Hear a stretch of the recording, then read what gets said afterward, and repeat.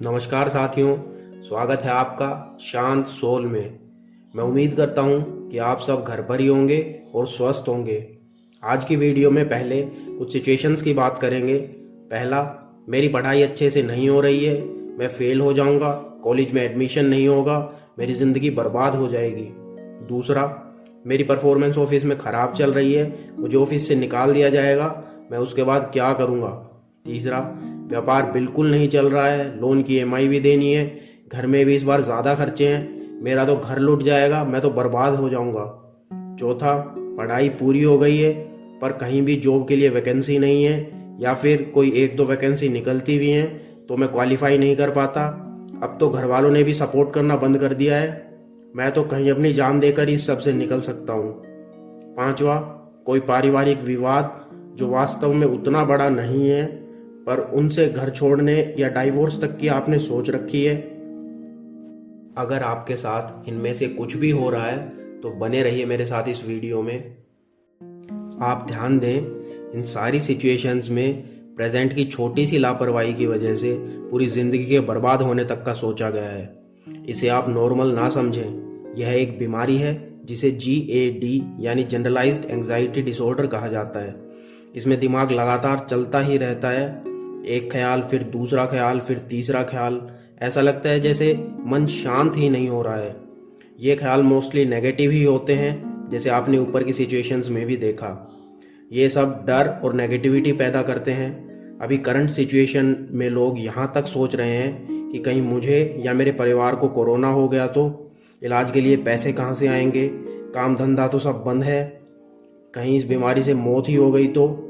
ध्यान दें, ये ऐसी चिंताएं हैं जिनका सच्चाई से कभी कोई सामना नहीं हुआ है। इनको एक्सट्रीम वरीज कहते हैं। यह इस डिसऑर्डर का ही सिम्टम है। यह बीमारी आपके दिमाग के साथ साथ आपके शरीर को भी कमज़ोर कर देती है, क्योंकि शरीर दिमाग के पीछे चलता है। कमज़ोर दिमाग शरीर को भी कमज़ोर ही महसूस करवाता है। आप दिन भर थकान महसूस करते हैं, सिर दर्द होता है, बिस्तर पर लेट जाने के बाद भी नींद आने में बहुत दिक्कत होती है। दोस्तों, अब बात करते हैं कि यह बीमारी होती किस कारण से है।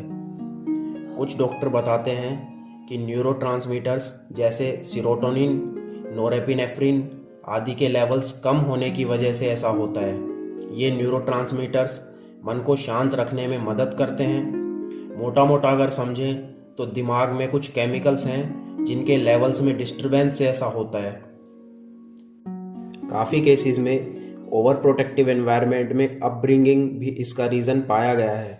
ऐसे बच्चे छोटी छोटी प्रॉब्लम्स को भी काफ़ी डेंजरस समझते हैं, वो डेंजर को काफ़ी ओवर रेट करते हैं। जैसे कोई 16-17 साल का बच्चा क्लास में बैठकर पढ़ रहा है, टीचर जो टॉपिक पढ़ा रहा है उसमें उस बच्चे को डाउट है तो वह पूछेगा नहीं, उसे लगेगा कि टीचर कहीं उसकी बेइज्जती ना कर दे या फिर कहीं उसे क्लास से ही बाहर ना निकाल दे, जबकि डाउट आना बहुत नॉर्मल है।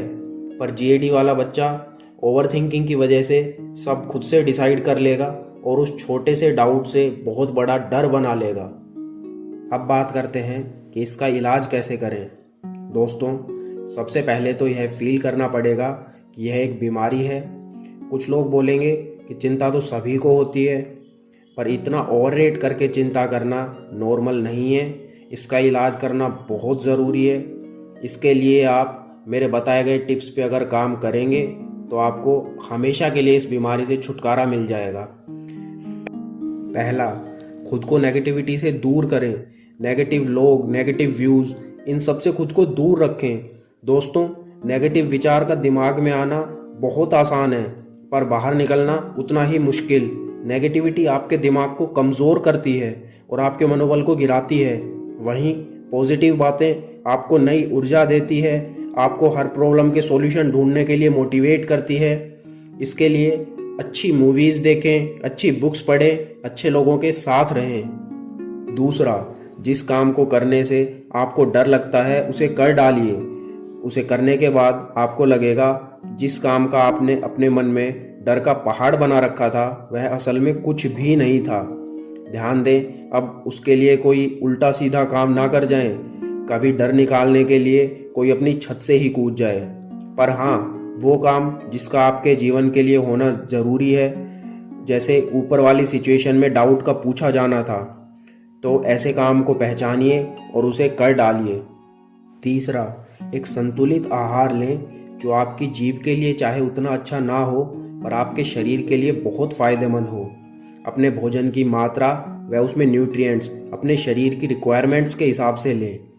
इससे न केवल आपके दिमाग के केमिकल्स की डिस्टर्बेंस ठीक होगी बल्कि आपका दिमाग और शरीर दोनों मजबूत होंगे। चौथा, रात को देर से सोना एक कमज़ोर मन के लक्षण है, इसलिए रात में जल्दी सोएं व सुबह में जल्दी उठें। दोस्तों, जब पता है कि 7-8 घंटे सोना ही पड़ेगा तो क्यों ना वह समय ऐसा हो जिससे आपके शरीर को फ़ायदा मिले। डॉक्टर्स भी कहते हैं कि रात को जल्दी सोने और सुबह में जल्दी उठने से 90% तक बीमारियां खुद से ठीक हो जाती हैं। साथियों, इंसान के शरीर में एक चमत्कारी शक्ति होती है जिसे सेल्फ हीलिंग पावर कहते हैं। इससे शरीर खुद से खुद को ठीक करता है, परंतु यह तभी काम करती है जब आप सही समय पर पूरी नींद लेते हैं। पांचवी और सबसे अंतिम टिप, जैसे हम शरीर को डिटॉक्स करते हैं उसी प्रकार मन को भी डिटॉक्स करना ज़रूरी है। इसे भी साफ करना बहुत ज़रूरी है। इसके लिए रोज़ सुबह एक्सरसाइज और मेडिटेशन करें। कुछ लोग सोचते हैं कि ध्यान करना साधुओं का काम है।